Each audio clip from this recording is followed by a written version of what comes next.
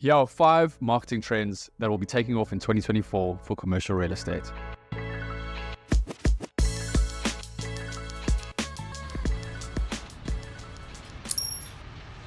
So we're back. We are coming out of hibernation. We have taken a little hiatus. Just came back from a long hiatus. It was winter in Cape Town. It was cold. Winter. Yeah, it was very cold. We've also been watching the Rugby World Cup.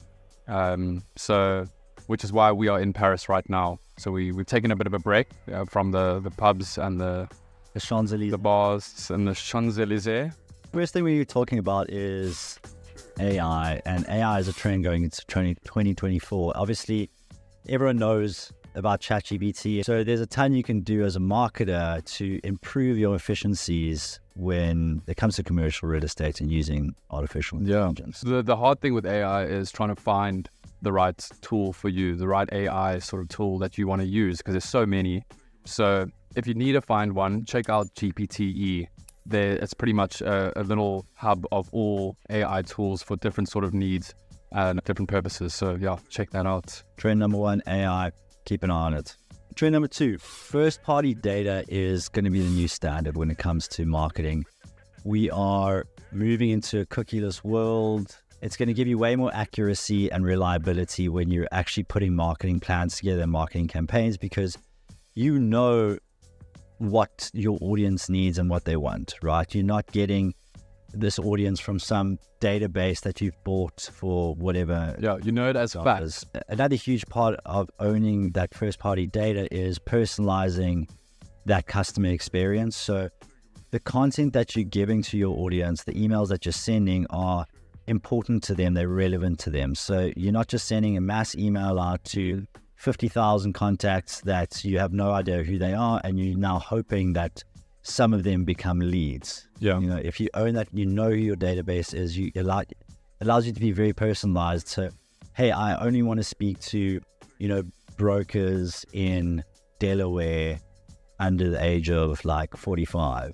That work in industrial, right? Yeah. So you've got that first party data. You can create a piece of content or a blog or a report specifically for them, send it specifically to them, and that's going to be incredibly valuable to them. Yeah, and you just get those leads that you after, instead of throwing a huge net in the ocean and hoping. Yeah, spray and pray. No. That's what we want to avoid. And that's Sniper rifle. Yeah. There you go. Trend number 3 is video dominance that everyone kind of knows about. It's everywhere. It's in front of you right now if you're watching this. And that is definitely going to continue to skyrocket going into next year. The more video marketing we're doing, the less kind of overly produced stuff we're creating starts to build a little bit more trust with that audience. This video marketing dominance and the rise of the likes of TikTok and Instagram Reels and those sorts of things and YouTube Shorts really provide this opportunity for brands and companies that don't really have people never have a voice. See the face. Yeah. People that, a lot of the times you work with a company and it could just be run by robots. Yeah. I think just think about it from an authenticity point of view. You're here to build market share and generate trust and credibility, as we've always said on the show. Yeah.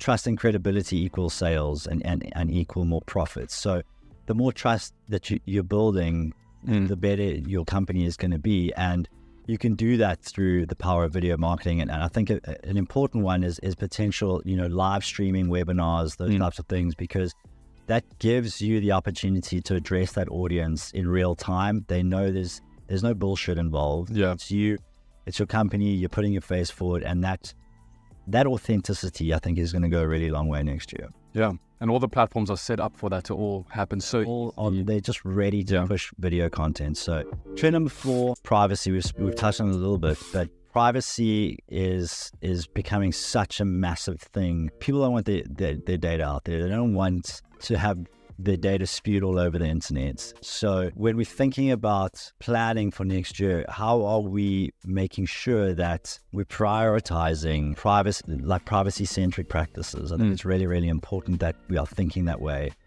The channels themselves, all the platforms are all starting to think this way again. So yeah, I think asking the question, and how are you keeping your clients' data secure and safe is really, really important.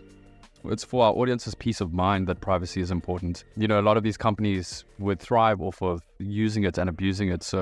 But people know that, and they don't want to have to deal with that potentially. So they're setting a standard now, and it's a global thing where privacy is a big deal, and everyone's aware of privacy and the risks and things that come with data being leaked and sold. One of our clients is a tech client, and one of their biggest drives for this year and in going into next year is making sure that they're letting everyone know that they do not sell data. They do not sell their clients' data. If they use a word that they are custodians of data. Right. I love that because it shows, and you're taking a stance on the fact that whatever information you're giving us that is confidential, you know, keep that in mind when you're designing anything from a marketing point of view. If you're collecting people's data, make sure that you're letting them know that you're keeping that data private. If you aren't keeping it private, don't tell us, and I guess you'll just have to lie.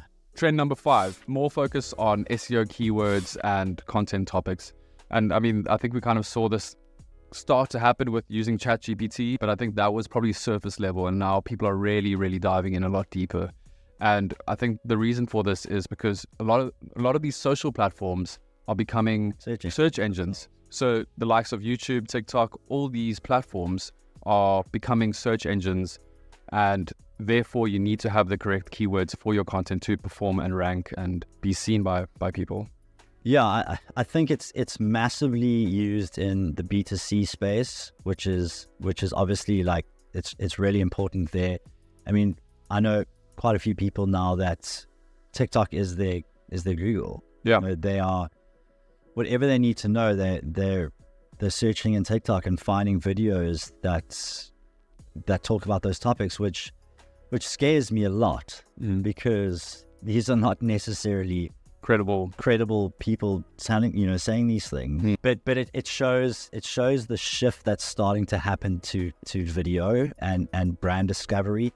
So focusing on keywords and topics that are important to your company is huge, right? You need to be doing that research and understanding that based on what you do and what your competitors are doing and what your audience needs, you can use keywords to find all of that out. Cool, that's all we got for today. No. You're like a therapist. Till the next session. The time's up.